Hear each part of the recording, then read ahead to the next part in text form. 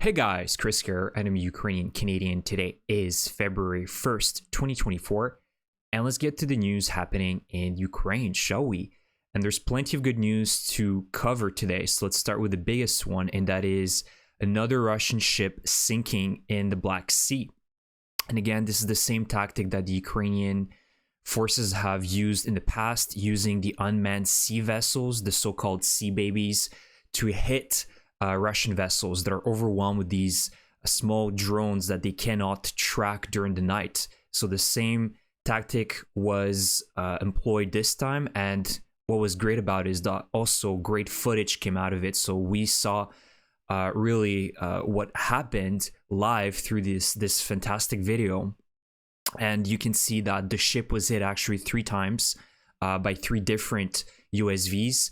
So these are just some small screenshots that you can see of the Ivanovets missile boat. So it's a rather smaller boat, but it's still big enough for it to, to be very meaningful. It's not just some small patrol ship. This is a rather big boat, but not massive compared to the Moskva, which sank in April 2022.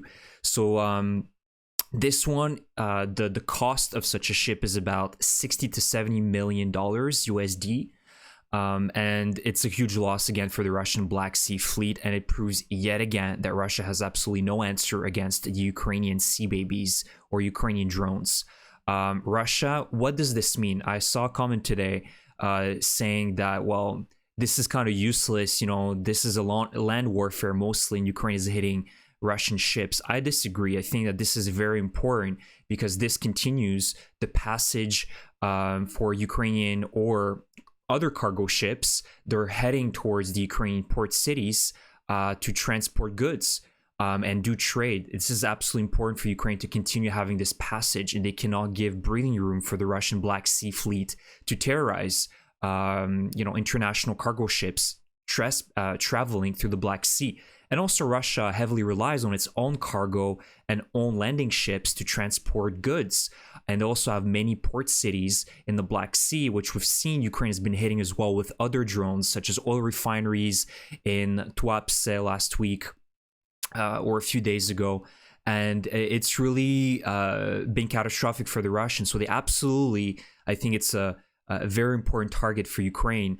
And without those ships, those military ships, Russia cannot protect its port cities. It cannot protect, its cargo ships. So I think this is a really important target as well. And again, Ukraine will continue hunting them down until there's nothing remaining. The Russians cannot build back their Black Sea fleet, and also the Montreal Convention that basically gives control to Turkey to control, the access to the Bosphorus through the Bosphorus Strait. So essentially, Ukraine will continue hunting them down, and Russia has no answer. And again, I want to go to my next slide because yesterday as well, we've heard the news about the Ukrainian strikes in Crimea, the Belbek Airfield, which is a very important airfield for the Russian Russian Air Forces and forces. And I don't think it's a coincidence that yesterday there were multiple strikes. And again, this is most likely the Scalp or Storm Shadows that were used in this strike. And there's more and more pro-Russian Telegram channels mentioning that what the Ukrainians actually hit was fortified command centers and the main communication center of the aviation for the Russian Black Sea Fleet. And I think that this is not a coincidence. It was a coordinated attack between yesterday and today against the Ivanovets ship to render the Russian Air Force in a chaotic state and distract them. So again, this is a great combined arms operation by Ukraine, using missiles, using drones to really, create chaos in the Black Sea area. So really fantastic news overall in the last few days. And the other great news as well, this is a Reuters article mentioning that Russia in the last month, so since the start of the year, has reduced its exports of oil products by almost 1/3. This is huge. And according to Reuters and their research, gasoline exports fell by 37% in January, and diesel exports fell by 23%, so an average of 30%.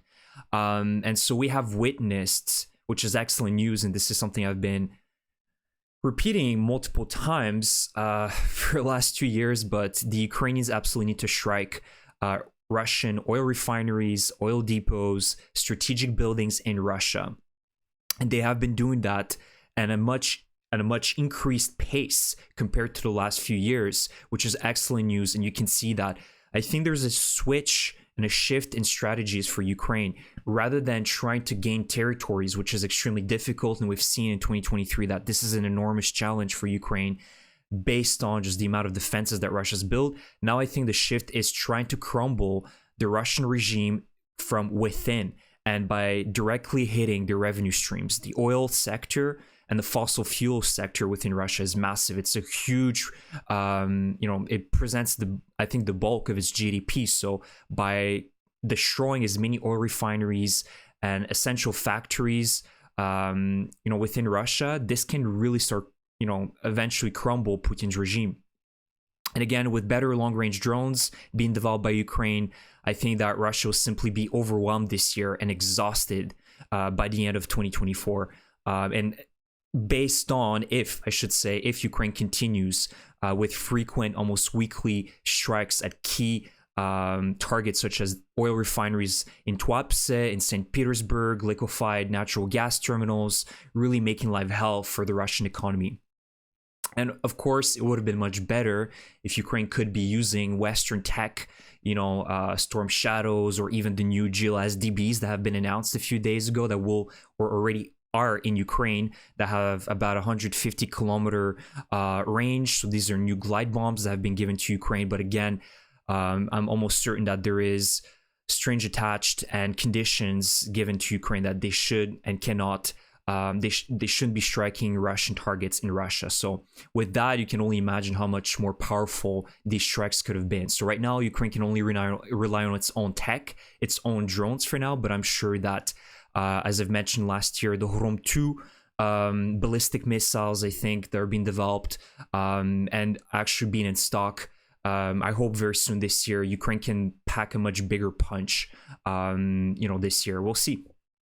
But overall, great news, and let's hope that Ukraine can continue doing this. And the next big target are railway networks in Russia. And you've seen a few weeks ago where Ukraine conducted an operation very, very deep within Russia, which was one of the key railway connection between China and Russia, and it destroyed or damaged one of the tunnels in which that railway connection passes through. So this is, I think, the next big targets for Ukraine, is to start striking railway networks. They're moving military, weapons or men to the front line of Ukraine, and also goods and essential goods coming from China that Russia is deeply dependent on.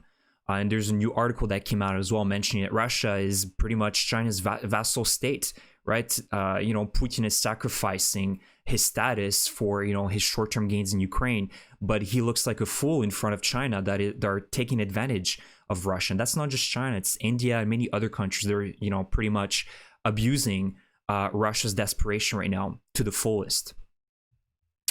And last great news, so this is just good news today. The European Union approves the $50 billion Ukrainian aid. And you know that what was being pretty much put on pause, why has been put on pause for so many weeks, is Viktor Orban, which was, essentially indicating that he would veto this approval. But now, as I've mentioned in my last video, when the European Union threatened Viktor and said, if you continue doing this, we're really going to hurt your country's economy, he folded. And you can see that this was approved today. All 27 leaders, including Orban, agreed on this new support package for Ukraine, which is absolutely essential for Ukraine to continue with its operations, paying its government workers, and just, keeping its economy afloat. Absolutely important. And thank you to the European Union and the European nations to continue with their continuation of support to Ukraine. But again, there's a very big, I think, kind of lesson to take from this, and that how quick was Orban in supporting this? I mean, not even a few days after this, the threats came out, and he learned about the consequences if he would continue to veto. It was very quick, and he had a shift of his support very quickly.